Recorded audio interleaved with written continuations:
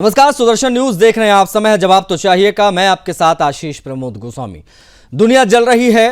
रूस, Ukraine, Iran, America, आतंक की फैक्ट्री कहा जाने वाला इस्लामिक रिपब्लिक पाकिस्तान भी इनके साथ जल रहा है। लेकिन यह युद्ध किसी दूसरे देश या विदेश से नहीं है जैसा कि इन देशों में हो रहा है, बल्कि पीओके की जनता और पाकिस्तान सरकार के बीच युद्ध हो रहा है। जनता सुविधा, जनता रोजगार, जनता विकास और शिक्षा चाहती है, और पाकिस्तान का जनरल डायर यानी असीम मुनीर इन लोगों को गोलियों से भून रहा है। अपने अधिकार, अपने हक के लिए सड़कों पर निकले पीओके के लोगों को आप देखिए, इन्हें सरेआम गोलियों से भून दिया जा रहा है। बीते 4 दिन से चल रहे आंदोलन में अब तक 46 प्रदर्शनकारियों की मौत हो गई। सूत्र यह बता रहे हैं कि 4 दिनों में 1100 से ज्यादा लोगों की गिरफ्तारी हुई है। दरअसल पीओके में विधानसभा की 12 आरक्षित सीटों को लेकर विवाद चल रहा है। ये सीटें उन शरणार्थियों के लिए आरक्षित हैं जो जम्मू कश्मीर से पाकिस्तान के अन्य हिस्सों में जाकर बस गए थे। पीओके सुप्रीम कोर्ट ने 7 जून को आरक्षण खत्म करने की मांग को खारिज कर दिया। ये पूरा मामला क्या है वो आपका इसका बैकग्राउंड समझा रहे हैं, और कहा इस मांग को खारिज करने के बाद कि संवैधानिक संशोधन सरकार से छीनी जाने वाली कोई रियायत नहीं है। इस फैसले के बाद ज्वाइंट आवामी एक्शन कमेटी यानी JAAC इन सीटों को खत्म करने की मांग को लेकर आंदोलन कर रही है। इस वजह से पीओके के मुजफ्फराबाद, मीरपुर में बाजार, स्कूल, कॉलेजेस, दफ्तर सब बंद है। नेटबंदी भी जो है यहां पर चल रही है। यहां पर जो है नेट को बंद कर दिया गया है। इंटरनेट सेवाएं यहां पर अभी बहाल नहीं हुई हैं। इससे घाटी बाहरी दुनिया से कट गई है। प्रदर्शनकारियों का जोश कम हो नहीं रहा है, नाराजगी बढ़ती जा रही है, और JAAC के सदस्य जो हैं वो धरने पर बैठ गए और तैयारियां तेज हो गई हैं कि धरना लंबा चलेगा। पाकिस्तानी आर्मी और सरकार ने पुंछ, मीरपुर और मुजफ्फराबाद में अतिरिक्त अर्धसैनिक बल तैनात कर दिए हैं। पैरामिलिट्री फोर्सेस यहां पर तैनात हैं।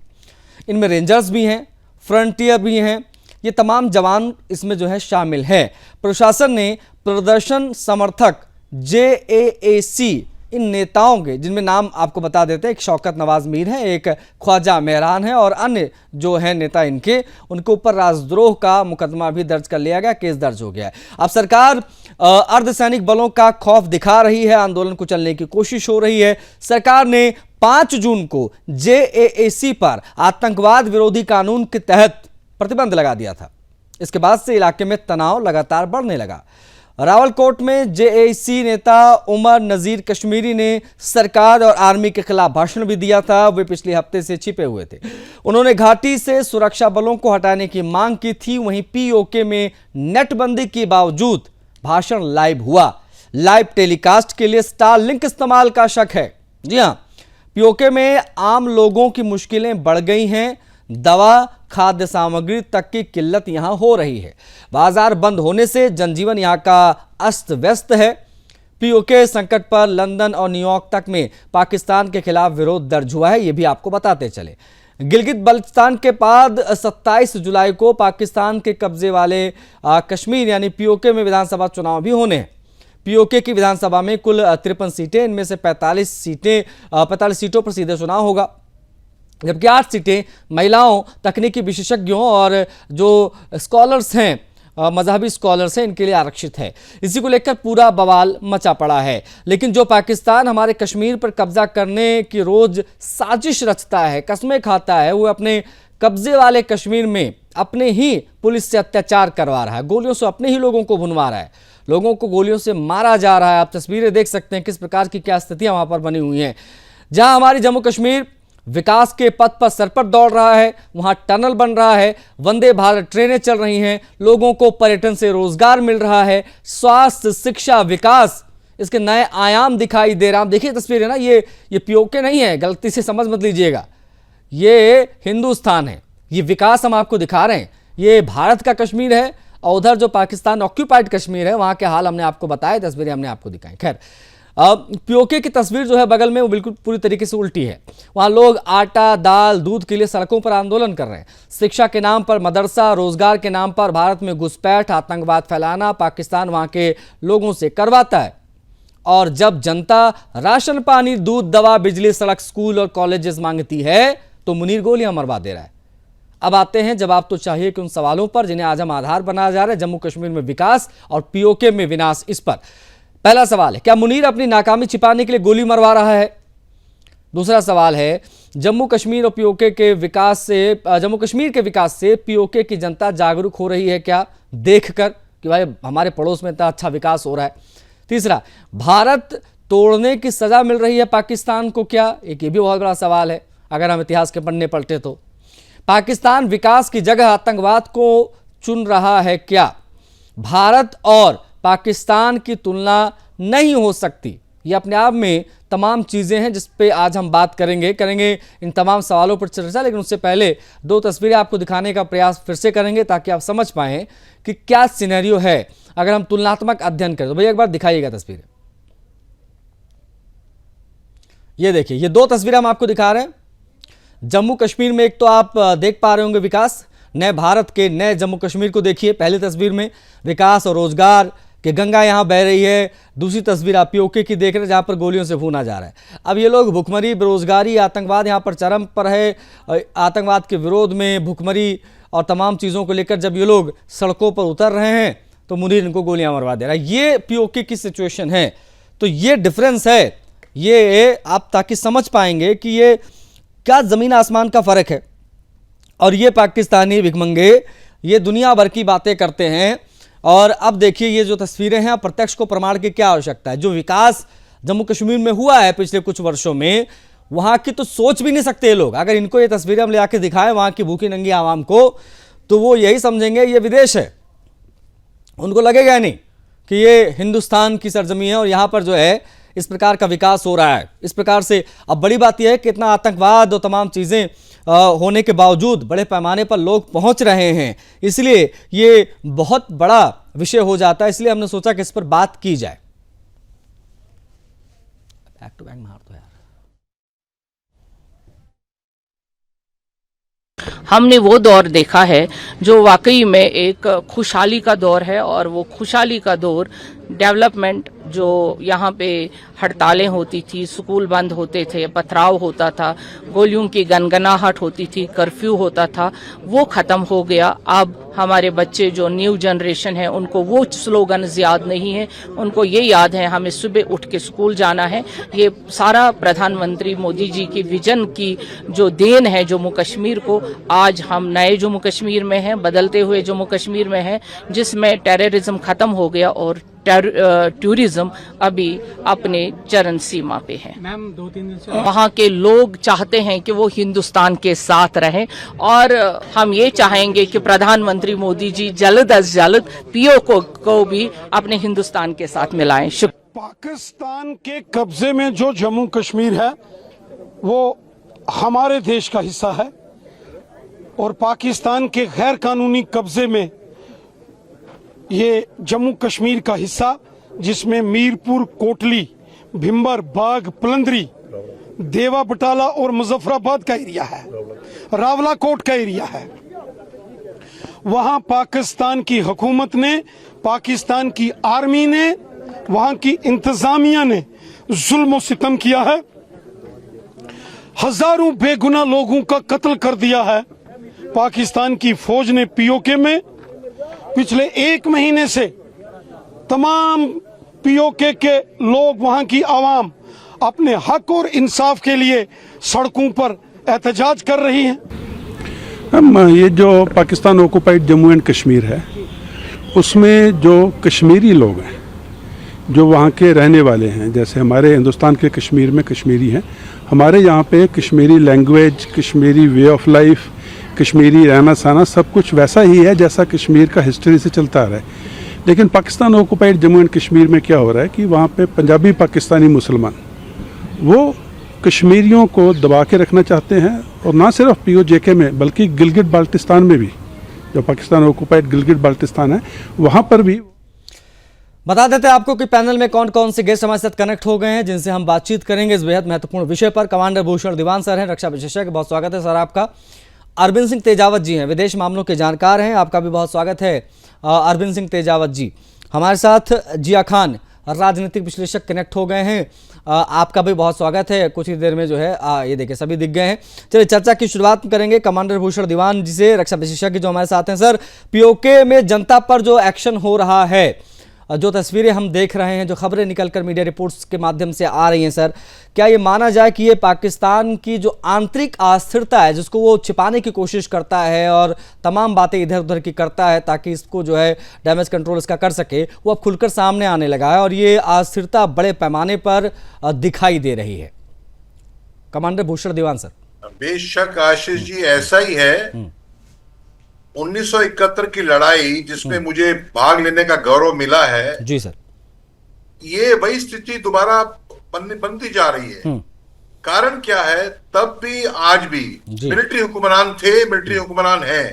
वो कौन है मिलिट्री हुक्मरान? वो अमूमन पंजाब से आते हैं जी। ये पंजाबी हैं। तो ये क्या समझते हैं, केपी के हो, बलूचिस्तान हो, गिलगित बाल्टिस्तान हो, ये तो भाई इनका क्या करना हमने। बंगाली हो, बांग्लादेश क्यों बना, ईस्ट पाकिस्तान क्यों हट गया? एक बंगाल के शेख मुजीबुर रहमान वोट जीत गए तो पाकिस्तान ने हुक्मरान ने कहा अरे ये बंगाली प्रधानमंत्री बनेगा। बंगाली क्या आदमी होते हैं? फौज चढ़ा दी और हार गए, देश टूट गया। ये उसी तरफ जा रहे हैं, देश टूटने की। देखिए, ये बड़ी बड़ी बातें कुछ भी कर लें, हमें इलेक्शन करा लें, जो भी कर लें, तीसरी बारी चौथी बार इलेक्शन करा रहे हैं। इंडिया अपनी प्रोटेस्ट रजिस्टर करता है, इनके आवाम भी हमेशा दुखी रहते हैं। हाइड्रो पावर का सेंटर है, वहां से बिजली पैदा होती है और नीचे ग्रिड में जाती है, ग्रिड से वापस इनको आती है। ये इलेक्ट्रिसिटी के रेट्स बाकी पाकिस्तान से ज्यादा ये दे रहे हैं, हालांकि पैदा यही होती है और सप्लाई वीट वगैरह महंगा है, महंगाई ज्यादा है। हम इस पर सर भूषण दीवान सर, हम इस पर और डीपली चर्चा करेंगे क्योंकि आप वहां के हालात को बहुत अच्छे से हमारे दर्शकों को समझा पाएंगे। सर रिक्वेस्ट है प्लीज बने रहिएगा, अन्य जो पैनलिस्ट है ओपनिंग रिमार्क सभी का आ जाए, फिर इस पर और डीपली हम चर्चा करेंगे। अरविंद सिंह तेजावत सर, पीओके में अस्थिरता है, वो सर ने भी बताया, हम तस्वीरों के माध्यम से देख भी रहे हैं, लेकिन आप विदेश मामलों के जानकार के तौर पर सर ये जरा समझाइए हमारे दर्शकों को, इतनी ज्यादा अस्थिरता, इतना ज्यादा अत्याचार, इस पैमाने पर विरोध प्रदर्शन के बावजूद ये जो सो कॉल्ड अंतर्राष्ट्रीय समुदाय है ये कहां मर जाता है, ये कहां चुप है, इनको दिख क्यों नहीं रहा, इस पर बातें क्यों नहीं होती हैं? सर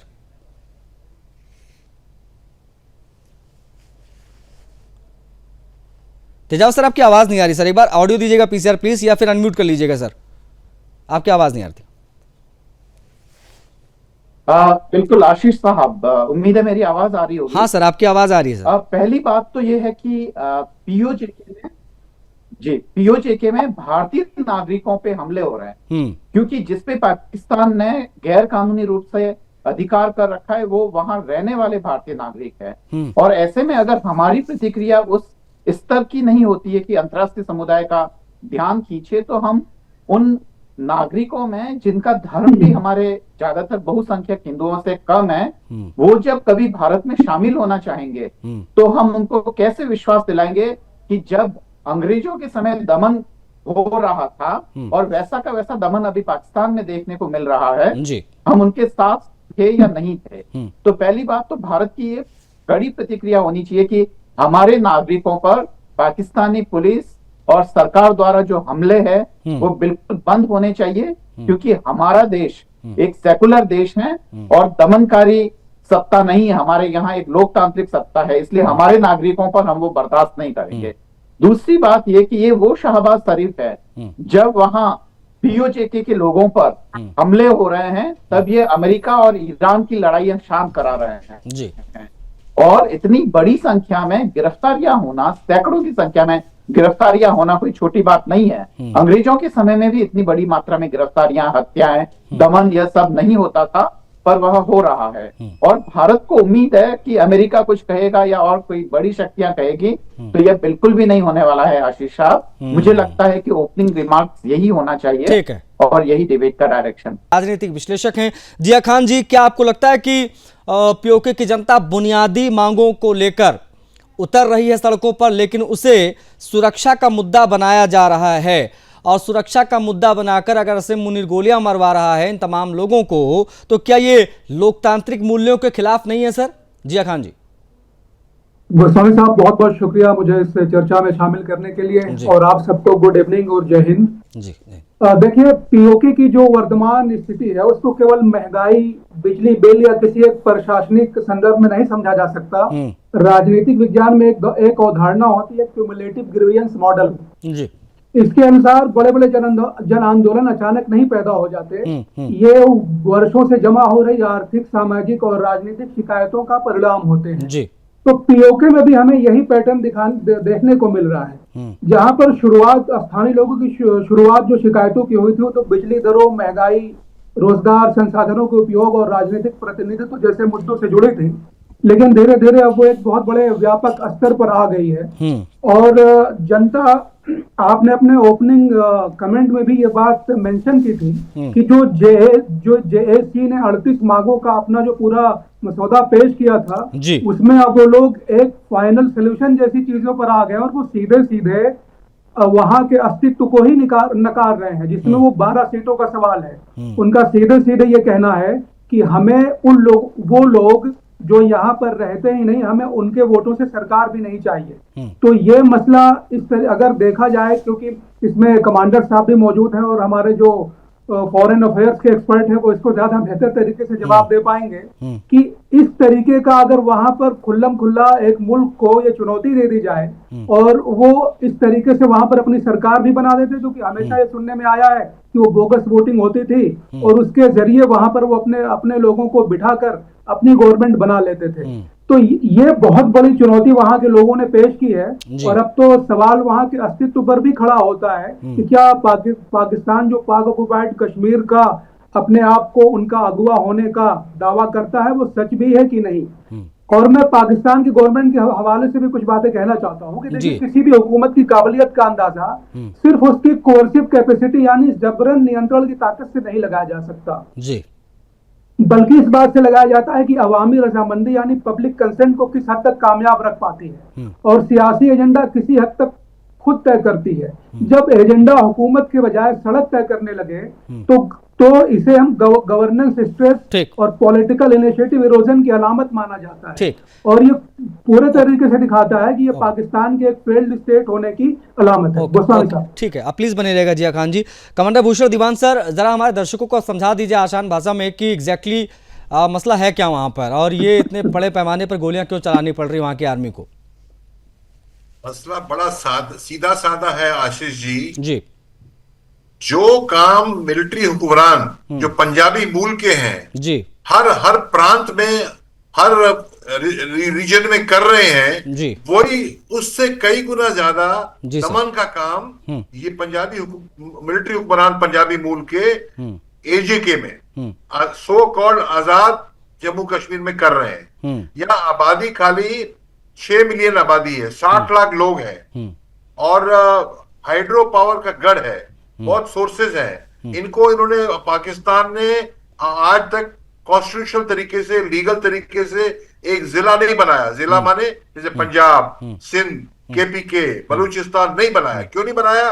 इनके मन में डर था अगर इसको जिला बना देंगे तो ये संदेश जाएगा दुनिया में कि हमारे ये और हमारा क्लेम नहीं है। उनका तो क्लेम पूरे जम्मू कश्मीर पे है भाई। तो ये क्लेम हटाने के लिए इसको एक फेडरली एडमिनिस्ट्रेटेड जगह एक रीजन रखा हुआ है। और क्योंकि फेडरली रजिस्टर्ड है तो डेमोक्रेसी फुल जोर पे नहीं है, नाम के वास्ते है, तो वो लूट खसोट और फ्रीडम नहीं है, ह्यूमन राइट्स नहीं है। तो ये इनको गोली मारना, पंजाबी को गोली मारना बड़ी भारी, पंजाबी आवाम हो तो बड़ी भारी गलती है। इनको तो गोली मारना को मतलब ही नहीं, कोई बड़ा मामूली बात है। जो यही काम करते हैं केपीके में, यही काम करती पाकिस्तानी आर्मी बलूचिस्तान में। ये कब तक चलेगा? और ये बातें कुछ भी कर ले, कोई इनको भड़का रहा है। देखिए, बाहर से आग की हम टीवी डालेंगे, अंदर सूखा घास फूस नहीं होगा तो आग पकड़ेगा नहीं। ये अंदर इनकी बहुत खोट है। इनमें क्या खोट है? इनका जीडीपी हमसे आधा है इंडियन जीएनके से। इनकी इन्फ्लेशन, हमारी 4 से 5% अच्छा, मैं इसी पर आ रहा था सर। ये जो विकास का मॉडल है अपने कश्मीर का जो हम देख रहे हैं, क्या ये विकास के मॉडल को देखकर इसका असर पीओके की जो आवाम है, वहां की जनता, उनकी सोच पर भी पड़ रहा होगा क्या? और वो भी चाह रहे होंगे इस प्रकार का डेवलपमेंट? बिल्कुल बिल्कुल। दोनों भाई हैं, दोनों जम्मू कश्मीर है, वो देखते हैं इनकी क्या हालत है, क्या फ्रीडम है, क्या तरक्की है। 4% महंगाई है इन्फ्लेशन का इंडिया में, जेएनके में, इंडिया एडमिनिस्ट्रेटेड जेएनके में, और इनके यहाँ 11-12% है। वैसे पाकिस्तान भूखा है, तो जब इनको दबाया गया है तो उनको और भी भूखा रखा गया है। और बताइए, आप समझ सकते हैं कि मेरे ही जगह से आपने हाइड्रो पावर ली और ग्रिड में जोड़ी, ग्रिड से मेरे को आ रही है, तो मैं गिलगित बाल्टिस्तान में हूँ, मैं मुजफ्फराबाद में, मैं उसकी ज्यादा